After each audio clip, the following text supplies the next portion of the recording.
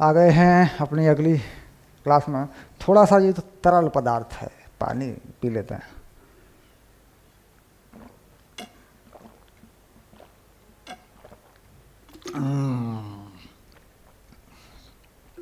तरल पदार्थ बह गया, इस बोतल से बह गया। ठीक, किस बल के कारण ये तरल पदार्थ बहा? गुरुत्व बल के कारण, भार के कारण। अगर इसमें भार ना लगता तो ये गले से नीचे उतरने वाला नहीं था। अगर मैं उल्टा लटक जाऊं और पानी पीऊं, पानी नहीं पी सकता मैं। समझ रहे हो ना बात को? तो बस बात आ गई समझ में। हाँ खैर, हाँ चलिए शुरू करते हैं। दाब। एनसीईआरटी के मुताबिक, पाठ्य पुस्तक के मुताबिक ये आ गया 10-2, दूसरे नंबर का टॉपिक है।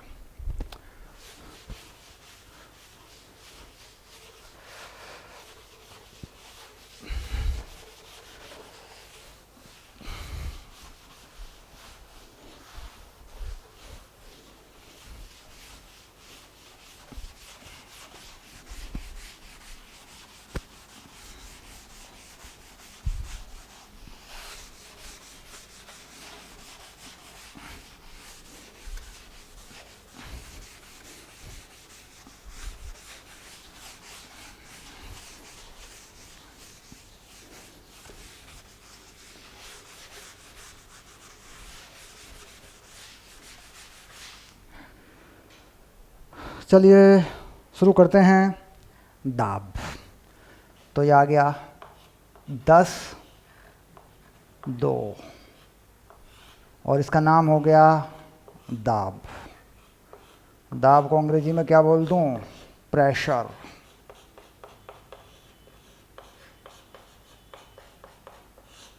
ठीक, अब दाब है क्या? तो हमने 9th क्लास में पढ़ा था पहले कि दाब साहब एकांक क्षेत्रफल पर लगने वाला बल है। दाब, इसका मात्रक है न्यूटन प्रति मीटर स्क्वायर। ठीक, एकांक क्षेत्र पर लगने वाला बल दाब कहलाता है। एकांक क्षेत्रफल पर क्षेत्रफल के लंबवत या तल के लंबवत लगने वाला बल दाब कहलाता है। तो क्या परिभाषा बन गई? एकांक क्षेत्रफल पर तल के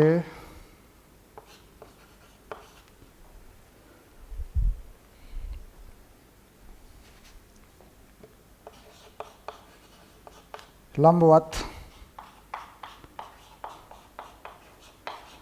लगने वाला बल दाब कहलाता है। ये है कक्षा 9।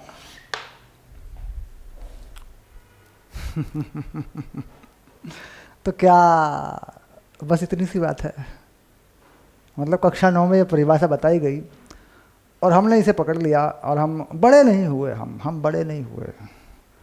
हम कक्षा 9 की परिभाषा को पकड़ के बैठे हैं और हम यही मान रहे हैं कि दाब यही होता है। और अगर हमने माना कि सिर्फ दाब यही होता है तो हम कक्षा 11 में आने वाले सवाल पूरी तरह हल नहीं कर पाएंगे। प्रतियोगी परीक्षाओं में आए हुए सवाल भी हम हल नहीं कर पाएंगे, क्योंकि ये दाब का मापन है। ये दाब के मापन का सूत्र है। दाब के मापन का सूत्र है। सिर्फ दाब को नापने वाली बात है। दाब नहीं है ये, दाब कहलाता है। ये बात गई। दाब का मान कहलाता है, गई। दाब का मान होता है, ये कह सकता हूँ। दाब का मान होता है। ठीक, ये आ गई।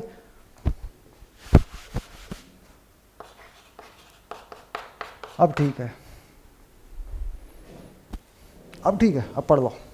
एकांक क्षेत्रफल पर तल के लंबवत लगने वाला बल दाब का मान होता है। इसमें कोई बुराई नहीं है, इतनी बात ठीक है। तो सर दाब क्या होता है फिर? दाब का मान तो ठीक है, बल बटे क्षेत्रफल है, दाब क्या होता है? ठीक, दाब की कोई परिभाषा नहीं है, ध्यान रखना। दाब की कोई परिभाषा नहीं है, कहीं नहीं मिलेगी तुम्हें।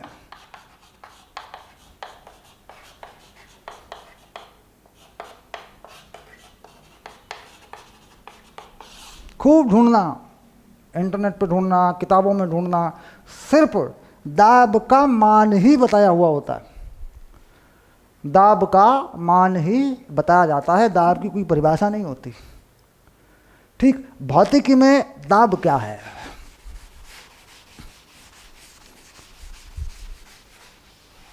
अब देखो दाब क्या है, इसको समझ लेते हैं।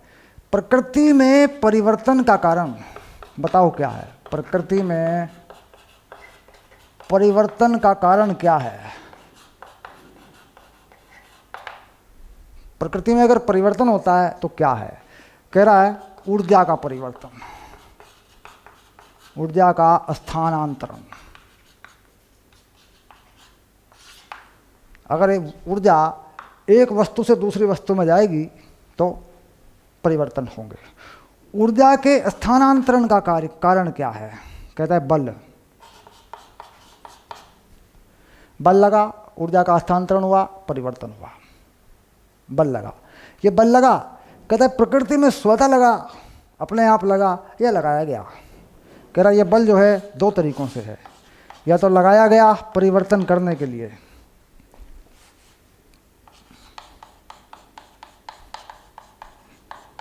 या स्वतः लगा। स्वतः लगा मतलब मनुष्यों ने नहीं लगाया, प्राणियों ने नहीं लगाया, प्रकृति में अपने आप लग गया। ऊर्जा के परिवर्तन हुए और परिवर्तन हो गया। अब यह जो बल है, इसका प्रभाव, ठीक, बल का प्रभाव दाब कहलाता है।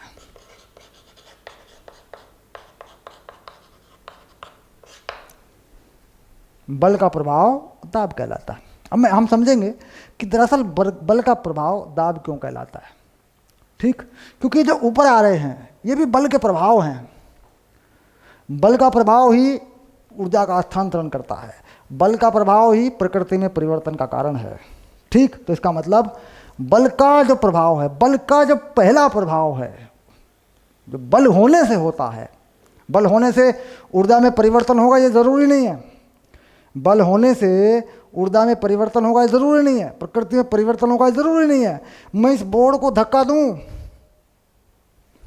और तुम्हारे कमरे में ले आऊं जहां तुम बैठ के पढ़ रहे हो, ये हो नहीं सकता, लेकिन प्रभाव है। पहला प्रभाव क्या है बल का? मूल प्रभाव क्या है बल का? दाब है। दाब यानी बल लगा, तो बल का जो प्रभाव है वह दाब कहलाता है। लेकिन ये कोई परिभाषा नहीं है, ध्यान रखना, ये कोई परिभाषा नहीं है। परिभाषा कुछ नहीं है, सिर्फ सूत्र है। और क्योंकि ये सूत्र है, बस इसी को हम परिभाषा मान बैठे, हम इसी को मान लेते हैं परिभाषा। सब यही परिभाषा है। अब देखते हैं कि जो प्रभाव है ये किस प्रकार काम करता है, यानी दाब का प्रभाव कैसा होता है, या दाब कैसा होता है, या बल का प्रभाव कैसा होता है, बल कैसे काम करता है, इस बात पर विचार करते हैं। थोड़ा ऊंची सोच बना लेते हैं, समझना पड़ेगा इसको। ठीक है, चलिए सूत्र बना लिया। क्या मात्रक है? न्यूटन प्रति मीटर स्क्वायर। बाकी इस पर कुछ आंकिक प्रश्न करके दिखाऊंगा, फिर इसको निकाल के दिखाऊंगा। इसी वीडियो में यही क्लास है हमारी, दाब पे ये क्लास पूरी करेंगे हम, कोई चिंता नहीं है।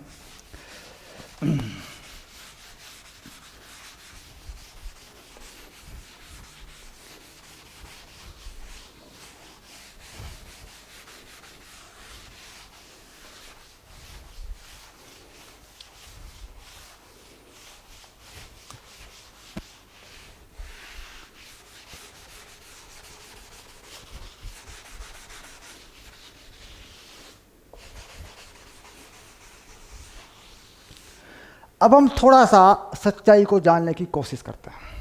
मैं यहाँ तीन चित्र बनाऊंगा।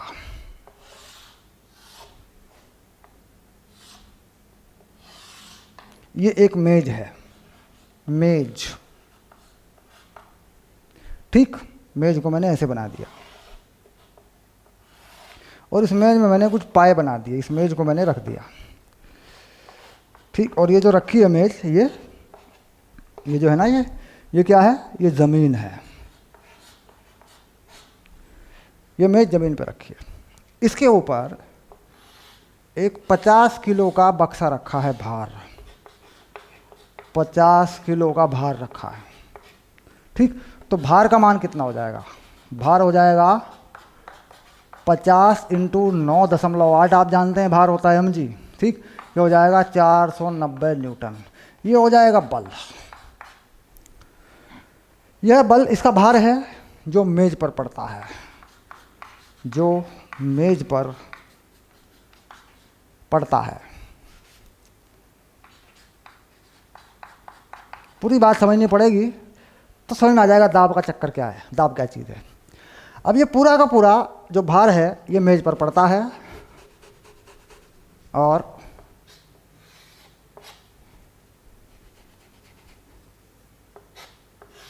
ऐसे, ये वो क्षेत्रफल है जो मेज पर रखा है। जरा देखें, यहाँ देखें थोड़ा सा, ये देखिए, ये वो क्षेत्रफल है जो मेज पर रखा है।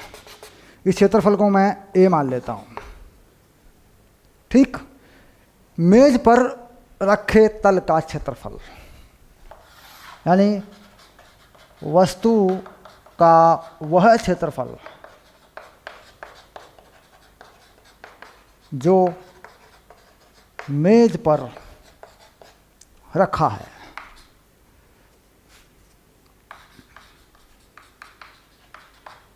उसको मान लिया मैंने ए माने ए इकाई मान लेते हैं। ठीक, इसको लिख सकते हैं मीटर स्क्वायर, सेंटीमीटर स्क्वायर, जो भी तुम्हें लिखना है लिख लो। अब अगर मैं देखूं मेज के तल पर, इसी क्षेत्रफल पर, क्योंकि यही क्षेत्रफल मेज के संपर्क में है, भाई यही डालेगा दाब, तो मेज के तल पर या मेज पर दाब,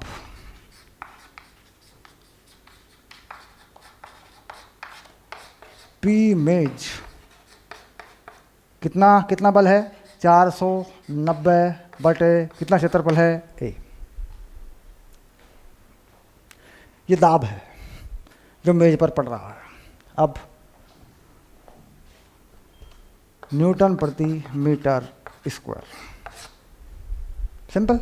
अब मैंने क्या किया, ये क्षेत्रफल ए था, अब मैंने क्या किया, इस क्यूब को ऊंचा कर दिया और इस क्षेत्रफल ए को मैंने आधा कर दिया।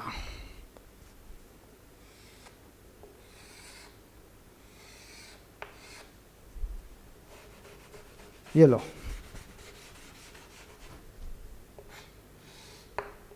इस चीज़ को मैंने, जो वस्तु थी इसको मैंने ऊपर बढ़ा दिया। ये लो, मतलब वस्तु वही है, मैंने उसका आकार बदल दिया, क्षेत्रफल को आधा कर दिया मैंने। तो दाब कितना हो जाएगा,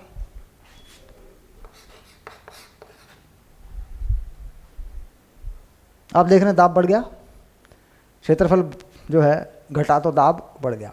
और घटा दिया मैंने क्या किया कि इतने ही भार की दूसरी वस्तु रखी और उसका क्षेत्रफल मैंने a/4 कर दिया। भार वही है, ध्यान रहे, भार वही है, क्षेत्रफल कितना कर दिया, a/4 कर दिया। तो जब मैंने ऐसा किया तो कह रहा है ये वस्तु मेज को तोड़ के नीचे निकल गई, ये वस्तु मेज को तोड़ के निकल गई मेज में से। तो मेज क्या बर्दाश्त कर रही है, मेज भार बर्दाश्त कर रही है कि दाब बर्दाश्त कर रही है, सोचना हमें ये है ना। भाई मेज पर बल 490 का ही है, वस्तु 50 न्यूटन मतलब 50 किलो ही है, हम उसका वो क्षेत्रफल घटा रहे हैं जो मेज के संपर्क में है। तो क्या हो रहा है, दाब बढ़ता जा रहा है। तो ये मेज वास्तव में बल को बर्दाश्त कर रही है या दाब को बर्दाश्त कर रही है, क्योंकि हमने देखा कि अगर क्षेत्रफल को कम करते जाएं तो ये वस्तु इस मेज को तोड़ के नीचे निकल गई। तो इसका मतलब क्या है, इसका मतलब है वास्तव में दाब को बर्दाश्त किया जाता है, बल को नहीं। यानी प्रकृति में जो काम कर रहा है वास्तव में वो दाब है, बल नहीं। क्यों? क्योंकि दाब सीधे सीधे पड़ता है। हम उसको क्षेत्रफल से गुणा करके बल बनाते हैं, हम बलों की गणनाएं करते हैं, लेकिन वास्तविक जो अनुभव है वो किसका है, या वास्तविक में जो कार्य करता है वो क्या करता है, कार्य वो दाब करता है। अब मैंने कहा ये बल है, ये मेज 490 न्यूटन का बल बर्दाश्त करती है। ये बात, इस बात की सीमा है। भाई कितने क्षेत्रफल पर ये 490 न्यूटन का बल बर्दाश्त करती है, कितने क्षेत्रफल पर? मैं क्षेत्रफल घटाता जाऊं तो ये वस्तु मेज को तोड़ के नीचे निकल जाए। ये बात भी सही है। अब मान लीजिए मैं इस हाथ पे इस चौक को रखूं, तो जाहिर सी बात है कि ये चौक मेरे हाथ में नहीं घुसेगी, लेकिन मैं इस चौक को एक लोहे की सुई के रूप में बदल दूं और उसका आगे वाला सिरा इतना नुकीला कर दूं कि वो मेरे हाथ में घुस जाएगा। बारीक कर दूं, घुस जाएगा। तो वास्तव में मेरा हाथ किसे बर्दाश्त कर रहा है, दाब को या बल को? दाब को बर्दाश्त कर रहा है। यानी प्रकृति में वास्तविक रूप में जो कार्य कर रहा है वो क्या कार्य कर रहा है, दाब कार्य कर रहा है। दाब को क्षेत्रफल से गुणा करके क्या बनाया जा रहा है, बल बनाया जा रहा है। अब दूसरा भेद समझते हैं। अब एक दूसरा अंतर लेते हैं।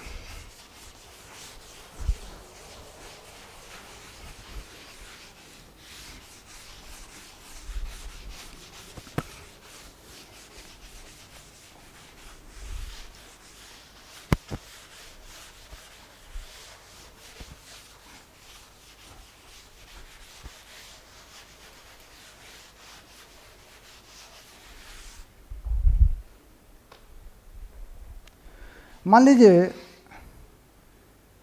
ये मेज का तल है,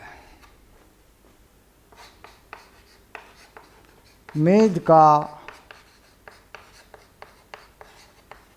क्षैतिज तल, मेज का क्षैतिज तल हो गया। मेज के क्षैतिज तल का रंग बदल दूं क्या बच्चों, रंग बदल दूं क्या?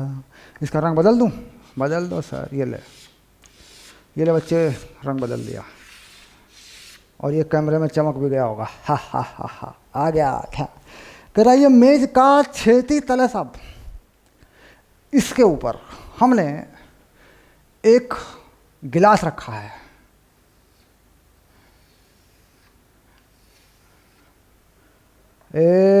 इस तरह का एक गिलास रखा है।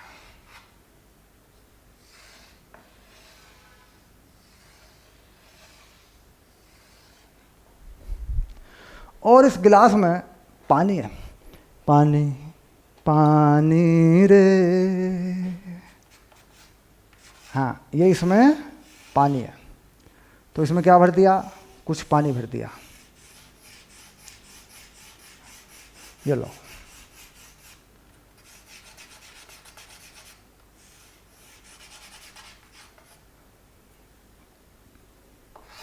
पानी मान लेता हूं, कोई भी द्रव्य भर सकते हो। लो पानी भर दिया मैंने। ठीक, अब यह गिलास, पानी और यह मेज का तल सब विराम अवस्था में है। सब विराम अवस्था में, सब कुछ विराम अवस्था में। और यहाँ वायुमंडल है, यानी वायु है, वायुमंडल है और विराम अवस्था में। और नीचे की तरफ गुरुत्व त्वरण जी काम कर रहा है।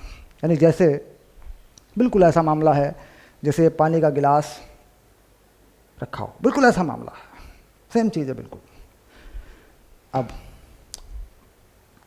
अगर हम इस सूत्र पर बात करें, P = F = A, ठीक, तो गिलास पर जिसमें पानी है, पानी सहित पूरे गिलास पर बल 0 है। गिलास पर बल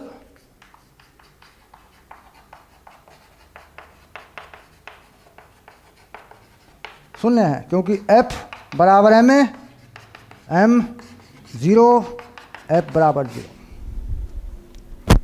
भाई इस ग्लास में या इस पानी में कोई त्वरण तो नहीं है ना, तो विराम अवस्था में रखा है, तो इस पे बल शून्य है। तो बल शून्य है तो क्या दाब भी शून्य है? बल तो शून्य हो गया, लेकिन दाब शून्य नहीं है। दाब तो शून्य नहीं है, दाब इस पे शून्य नहीं है। दाब इस पे कितना है? इस पे दाब कितना है? कह रहा जी चारों तरफ से, हर तरफ से, तल के लंबवत हर तरफ से इस पे वायुमंडल दाब है। वायुमंडल दाब इस पे हर तरफ से लगा हुआ है। तो बात कहाँ हुई? इसका मतलब ये सूत्र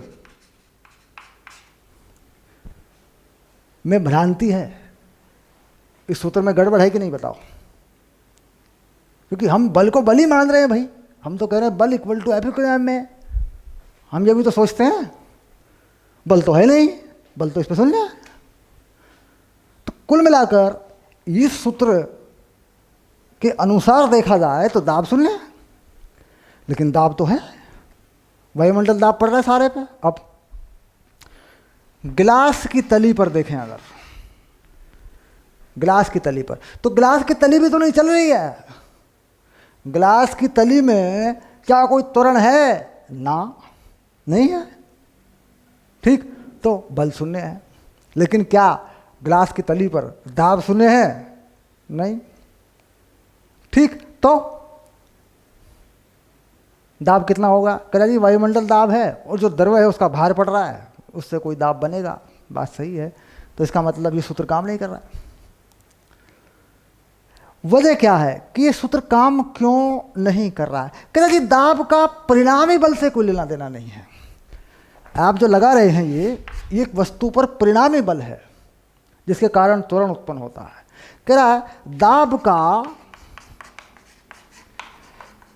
परिणामी बल से कोई संबंध नहीं।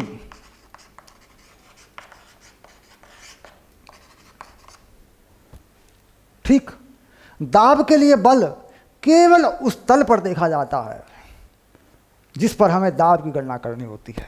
तो दाब के लिए बल केवल उस तल पर देखा जाता है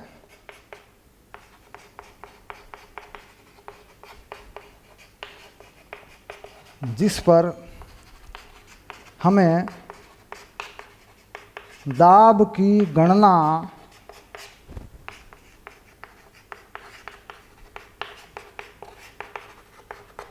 करनी होती है। सिंपल। वस्तु पर कुल बल या परिणामी बल नहीं देखा जाता, वस्तु के उस तल पर देखा जाता है जिस पर हमें दाब की गणना करनी होती है। ठीक, अब चलिए थोड़ा सा और समझ लेते हैं, एक बार और समझ लेते हैं। ठीक,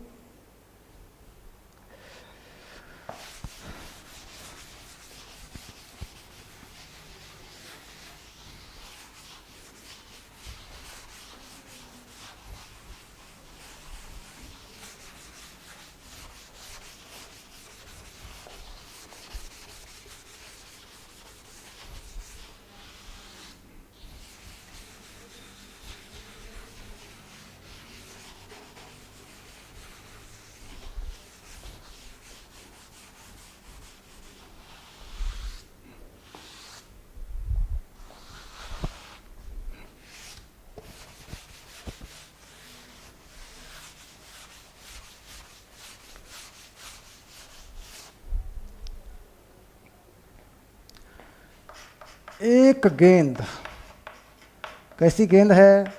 गोलाकार,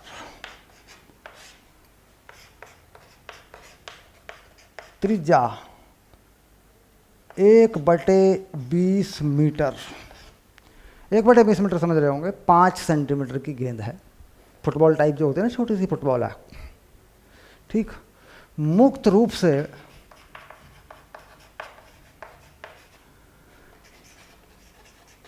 पृथ्वी तल की ओर गिर रही है,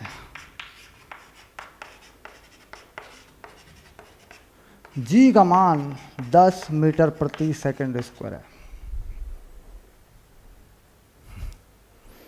वायुमंडल दाब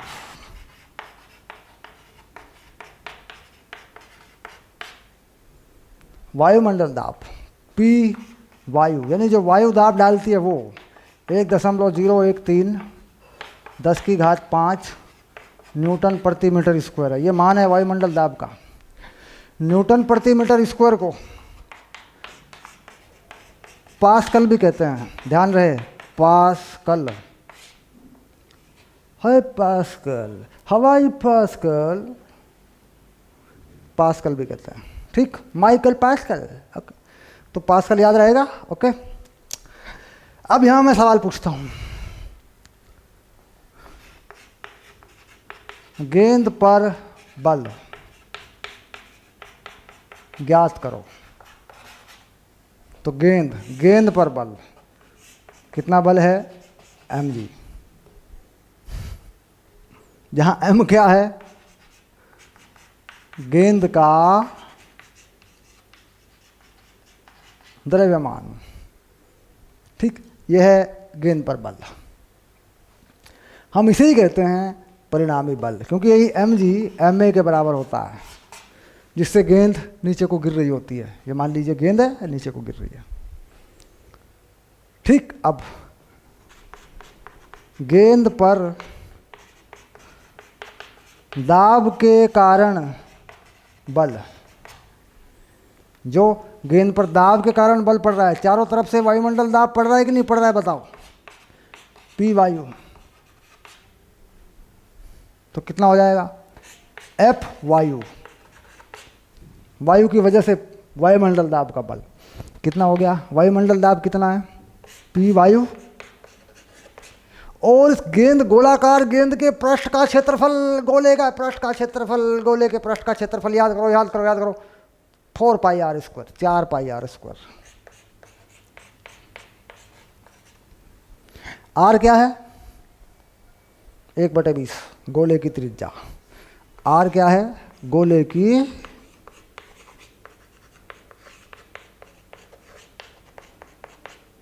त्रिज्या, ठीक। तो कुल मिला के 2 बल हैं। अब ये कह रहा है कि ये जो बल है जिसके कारण वस्तु गति कर रही है, इसका कोई मतलब नहीं है, इसका कोई लेना देना नहीं है उस बल से जो दाब उत्पन्न करता है, उस बल से जो दाब उत्पन्न करता है, इस चलने वाले बल का कोई लेना देना नहीं है। यानी न्यूटन के गति के नियम में जो चलाता है वस्तु को, वह बल हो सकता है वस्तु में हो सकता है ना हो, ठीक।